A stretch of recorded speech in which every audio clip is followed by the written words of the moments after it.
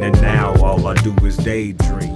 One of the many questions that I receive is, LaDale, how do I get into those rooms? Well, this interview series is just for you. So welcome to the room. We on now. They respect us cause we on now. Money up, run the whole town, don't we? This power money can't slow down. Money won't slow down.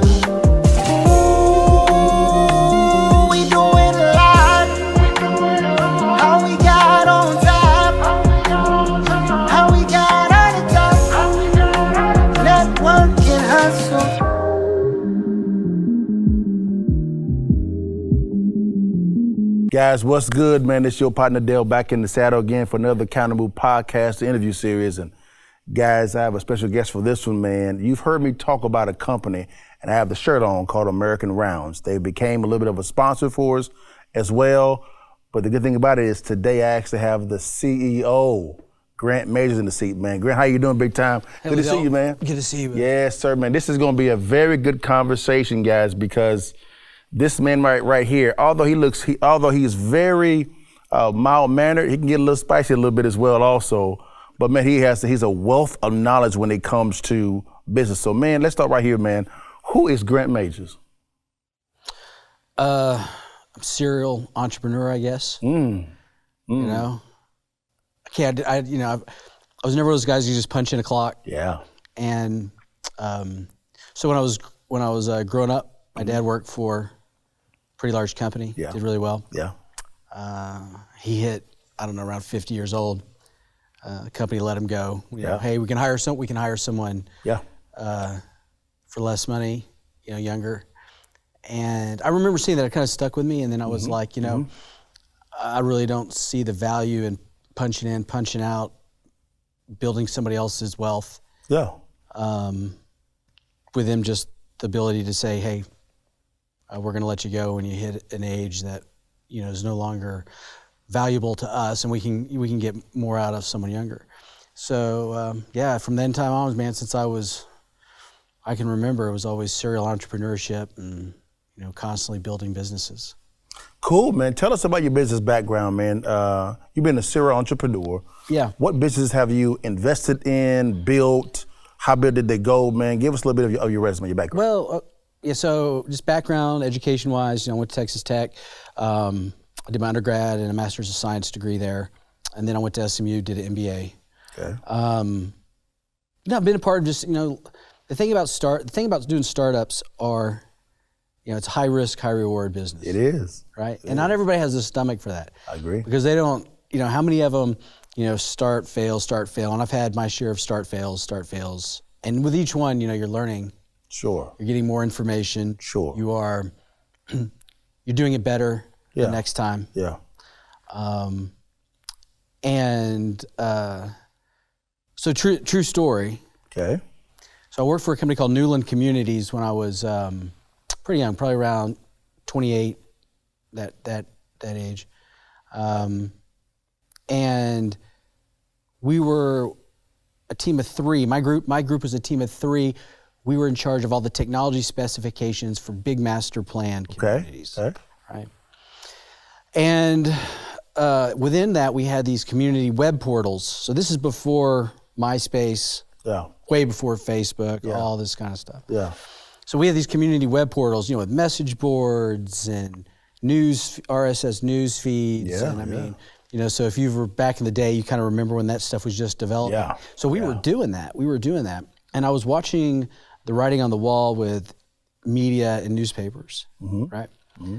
And so this was really my first entrepreneurial thought processing and output. Ah, okay. 'Cause I saw this opportunity to create these community portals, and we started creating them for not just the smaller development communities, but for, you know, cities and things like that. And we had, it's essentially what we were creating what Facebook and those groups became before that ever. Wow. You know, before Zuckerberg was even around. Really? Yeah. Okay. So one of the, back then you had what was called CLEC versus ILEC. Sure. So you had incumbent local exchange carriers or competitive local exchange carriers. Sure. And I worked with a lot of CLECs in our community. And so one of the CEOs, a gentleman named Rich Gerstenmaier, really became a mentor of mine. Okay. And kind of started helping me build business plans, build pro formas, started teaching me how to pitch investors. Okay. And that was really my first big experience. I sat down, I got to pitch a $1 billion VC firm in Houston. You know, and you walk in, just a kid, I walk in and there's all these IPO stock certificate lining the walls. And it was like, you know, it was like something out of a movie. Yeah. You know? And it was a great experience. And they told me that newspapers would never die, by the way. They turned us down. And we were never able to get that project really accelerated off the ground because back then, you know, people just didn't believe yet that newspapers were going to die. So that brought us kind of to where we are today. You know, all my entrepreneurial experience, it kind of kicked it off because I had a really good mentor when I was young. And oddly enough, it's kind of a parallel situation to where we are today with what we're doing with American Rounds. Yeah. You know, when you're on the threshold of being a innovator, right? Innovators tend to get eaten alive. They do. Because a lot of times they're ahead of the curve, and the market hasn't responded or accepted the next change agent that's going to really impact, you know, the economy, commerce, things like that. Yeah. You know, the internet was a great one. You know, just kind of like when the innovators came out, you know, before the crash, the .com crash, you know, and everybody was just, you know, popping out websites, and it was a lot, you know, what happened then was, right, we really didn't have the infrastructure to do all the things that all these companies were wanting to do. They all had the vision for it, but the infrastructure wasn't there yet. So sometimes when you're on that innovative cusp and you're right before the, you know, as the curve is building, as that wave is building, sometimes you're just, if you're on that innovation early stage, you know, there's a high risk because we got to bring the market to it. But man, that's where the big reward is when you can make that transition, and you can go from the innovation to growth. That's really where, you know, the opportunity exists, and kind of what charges me up and why I love being. This guy Grant he's an innovative thinking type of guy. He's going 100 miles an hour all the time, which is why I think he's a good CEO. Now let's transition over to American Rounds. Sure. This is the company that you're the current CEO on. What is American Rounds? What is it about? And why is it so good? So,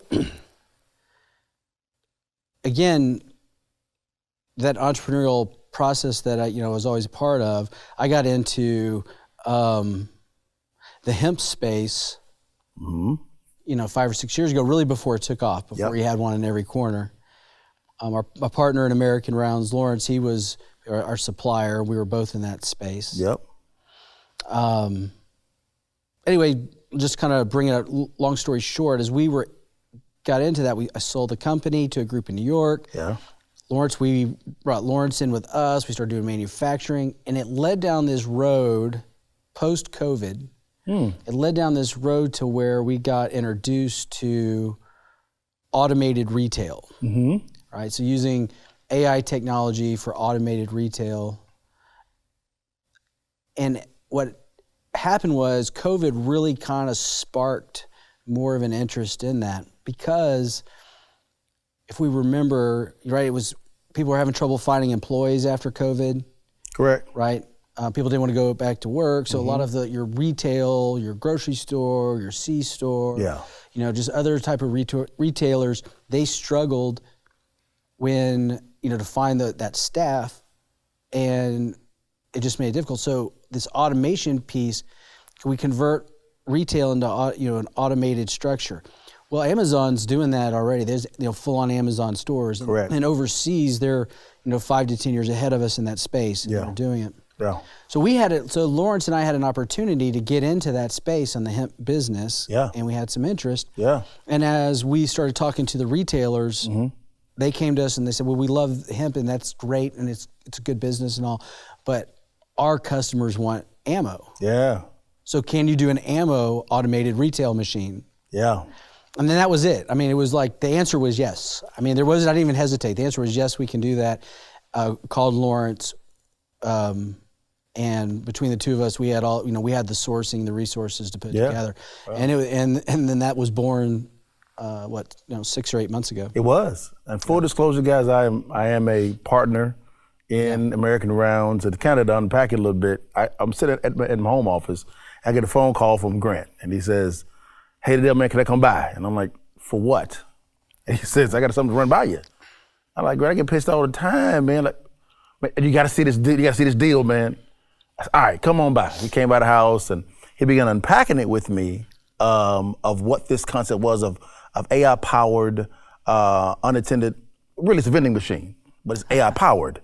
And I said, "Whoa!" And for me, guys, I'm a business guy, systems guy. I ain't know that much about ammo. And so I said, let me make a couple phone calls. So I called James Case and also Jason Hanna and also Matt Zapala. And Matt asked me a question. He said, "LaDale, what do you need to see for you not to invest?" I said, "I don't know anything about ammo." He said, "Well, you have anybody around you?" I said, "Grant, Lawrence, James, Jason, everybody knows about ammo." He said, "Make the investment." And I said, "All right, cool." I said, "I think this has a chance to be a $1 billion baby very easily if we do it right." And this guy's the right guy. Now, an AI-powered vending machine is not common when it comes to places. What is that? How does it work? Explain to everybody what's going on. How does it work? All right, well, so the retailers, they were looking to move this direction because, like I said, staff issues. But what it also did was, particularly in the grocery store space.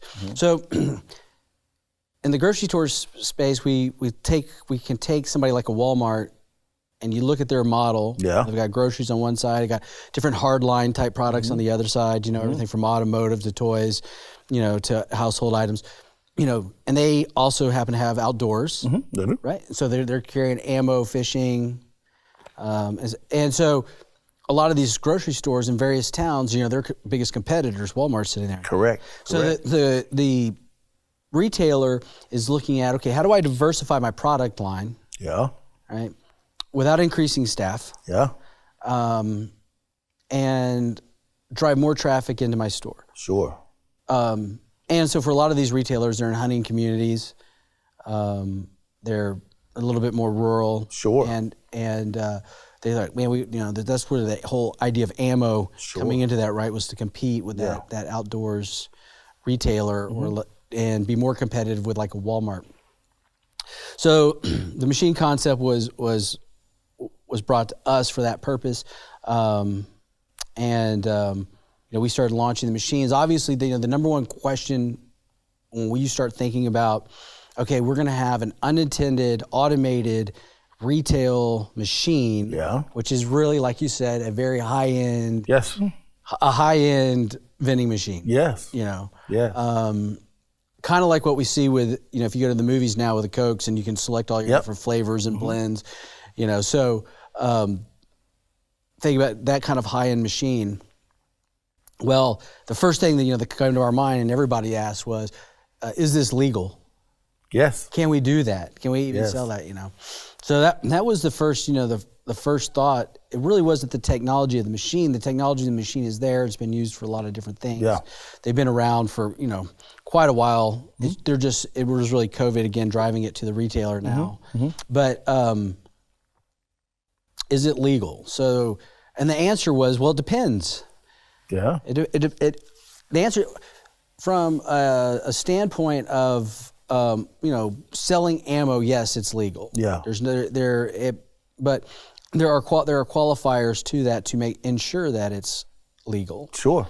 For instance, roughly around 85% of the states, it might be a little bit higher than that, do not require what's called an FFL license to sell ammo. Okay. Right. So that means you can, as long as you're not importing ammunition, but just as domestic sales, you are able to sell ammunition as a retailer. Yeah. And so that was one qualifier. Great. Yeah. We can check that. We can check that box. B was okay. So what are the age requirements? Mm-hmm. So in most states, again, it depends. In most states, state by state, it's 18 for shotgun and rifle. Mm-hmm. Basically, you're hunting. And then 21 for handgun. Yeah. But that can even vary between states. So for instance, like in Alabama, you'd be 21 for 9mm or 22 rounds even. Yeah. So what we just decided to do was, set a 21, just a flat 21 age limit. Mm-hmm. One of the things the software doesn't do right now is allow us to age specify by product type. Sure. So just to make sure we're compliant with regardless of state we went in, we just set the age limit at 21. Mm-hmm. And so the technology of the machine has the ability to determine that. Okay. So you scan your ID, and then it does a facial recognition to verify you are who you are to your ID. It matches that and says, okay, you're age appropriate. Gotcha. And eligible legally to purchase. Gotcha. Okay. Okay. And so that gives us the age requirement match, right? So there's A and B. So we've got that. Then the third part that you have to do is you have to maintain certain records for so many months, and that varies again by state. Mm-hmm. And so because our records are digital, we're able just to store those records of our sales, and we have that information. Mm-hmm. So we meet all the criteria necessary for retail sales of ammunition. So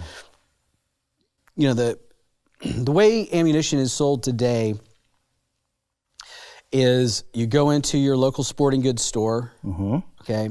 Yeah. Just generically, and it sits on a shelf. Okay. Right. Now, I've gone into, you and I've sent you pictures and we've talked about this, right? Yes, I've gone into some of these stores, right? Half the time you can't find anybody to assist you if you don't, if there's nobody in sight. Yeah, and you can go. It doesn't matter almost which one you go into, but it's very hard to find a customer service person being there. That's really important because this is ammunition that is just sitting openly on a shelf, no different than apples sitting in a grocery store. Correct. You're going to throw them in a bag. You correct. Right. So you have this ammo sitting there. In fact, one location that we went into, I sent you a picture of. Right. So there's an ammunition AR-15 level ammunition, and the box is literally open, sitting on the shelf. So you can easily, take that, dump it into your backpack, pocket, purse, walk right out the door. Nobody even knows. There wasn't a soul around. There was nobody making sure. And I can just tell you as a shooter, I like to shoot. I'm not a big hunter, but I do like to go to the range and shoot with my boys and things. I've never been ID'd one time for ammo at a retailer. I grew up shooting since I was young. No, I noticed that as well. I went to a local Cabela's, and when I was going through the due diligence of this, and I walked in, I was like, man, this is odd. You just walk in, this grip like it's some candy. Just walk in and walk out. Yeah. I was like, whoa, nope, just walk out.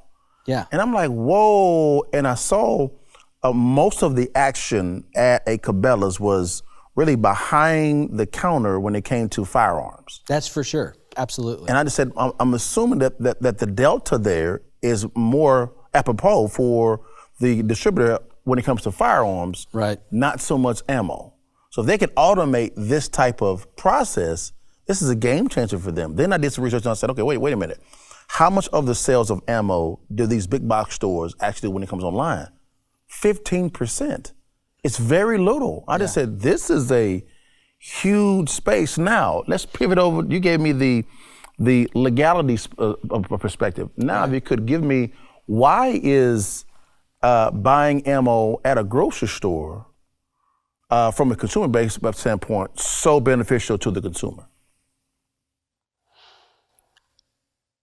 it's convenience. I mean, at the end of the day, it's a convenience factor. Okay. Right. There's a couple of, we talk about convenience and we talk about the security. The convenience factor is just phenomenal because I can tell you, again, just someone who likes to go to the range with my kids, I don't think about necessarily, it's not one of those things I think about. I'm like, oh man, I might cross my mind once in a while, I should go down and buy some more, 9mm or 40 cal or whatever it is because I'm gonna take the boys to the range. Or they wanna go shoot some clays. I need to go pick up some 20 gauge for my shotgun. Well, then I got to drive over to sporting goods store, which is a little bit further away. But now, if you're in a small town, you might drive, an hour to get to one of the major sporting goods store locations. For sure, 30 minutes or so. The convenience factor is that I can go across the street to my grocery store. Yeah. Right. And I'm picking up whatever it is I want to pick up. Yeah. I'm already spending $300 on groceries as it is with the economy the way it is and the expensive as it's gotten. Yeah. What's another $20 to pick up a box of ammo while I'm there?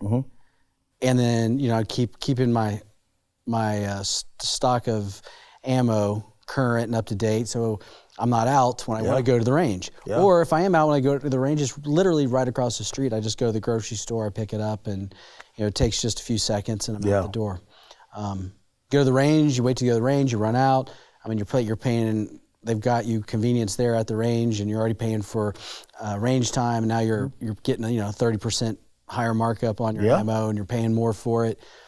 So I just think there's a convenience factor that's really good. We wanted to create availability in the space.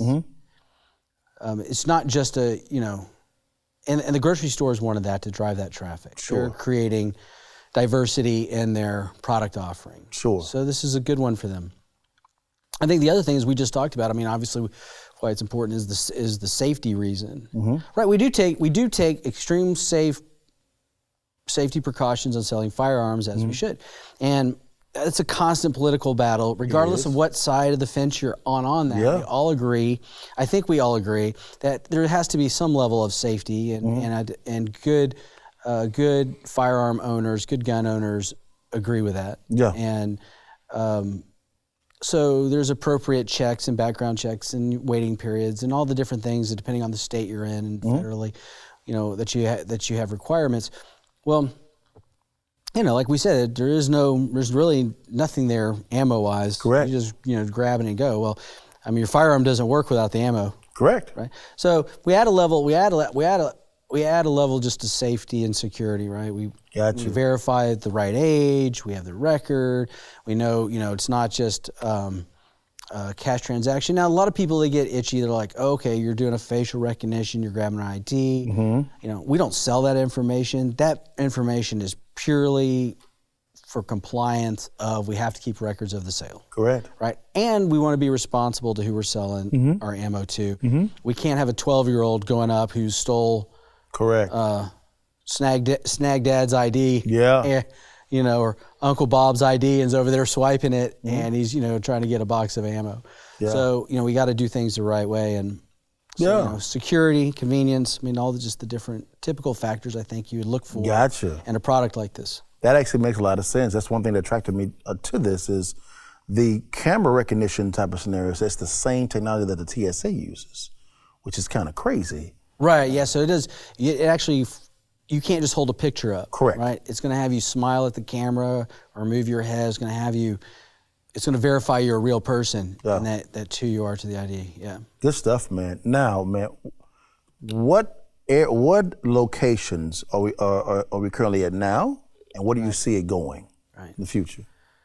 I tell you, this is the growth models is starting to snowball.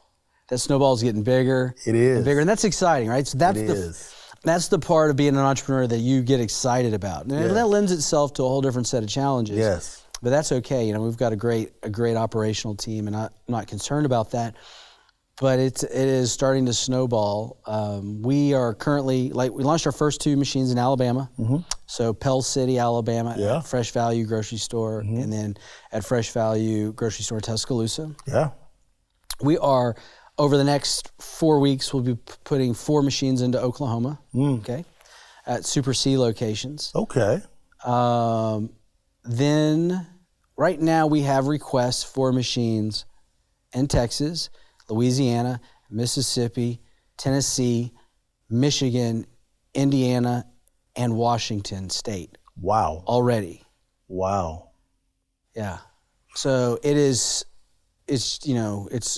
one of those things where we're starting just to take reservations for machines. Yeah. So as we can get them out as we get them off the line produced. Yeah.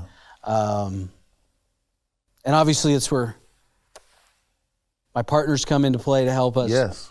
Financially make that viable, That is fund correct. that, and get that scale the company the appropriate way. When you've got to have that, and that's obviously maybe the tougher part than actually getting them produced. Yeah, I don't think it'll be that tough because it's so much value there. Yeah. Safety, convenience, and there's an appetite from a consumer-based standpoint. Yeah. In the next 12, 24 to 36 months, how many locations do you think that will actually be in? Well, we're getting ready to start manufacturing another 18 machines. Okay. Okay, that's going to put us at 24. The discussion has been since somewhere around Q3, Q4 to look at a production of around about 30 machines. Okay. 50. We are anticipating reservations for over 300 machines by the end of March. So, and hopefully to be able to roll out somewhere between 50 and 100 machines this year, and then and just keep it going, just keep it moving, and if in 18 months we could have 150 machines, I think that would be a huge win. What valuation do you see this company getting to in the next 24, 36 months? Oh, from a valuation standpoint. Yeah. That's valuation. Really early stage money, pre-money valuations are, they're projections. Sure. They're hard. You're looking at a lot of industry comparisons and things like that Sure. to create that value. And early stage money valuations can be just as tricky because you're still projecting a degree of scale and a buy-in. Correct. One of the things that we've learned in this is that there's a learning curve with the technology. Correct. So people are, they will go out, they'll buy ammo right now off the shelf, but getting them to think, oh, I'm at the grocery store, I can pick up some ammo, and I go to the screen and I touch it, and there's still a little bit of a technology transition. Remembering, it's at the grocery store, I can grab it there. So a lot of that marketing and that push, will escalate sales over time. So, I think I'd be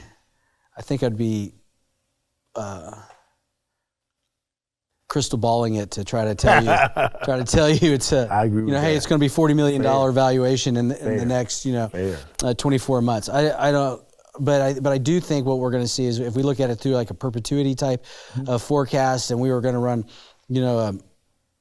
a really strong financial model to perpetuity, and what does this company look like, and it's going to grow.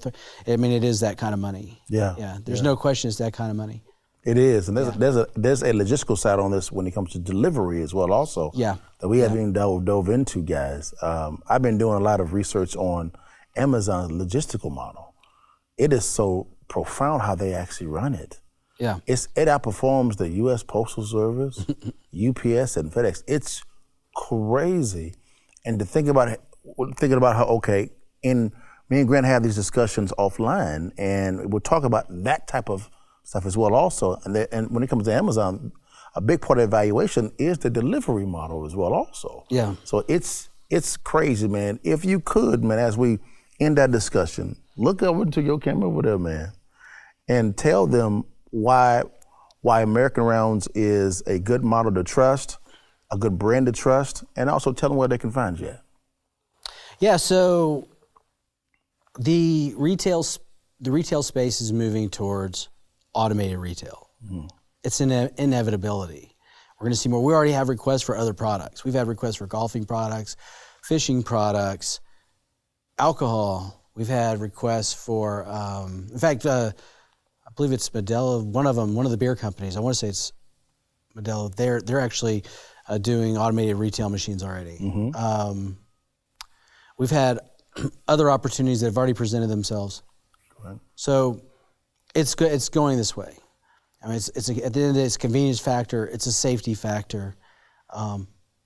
We're able to scale larger, faster, because we're not having to buy big retail locations. We're using existing retail locations. Mm-hmm.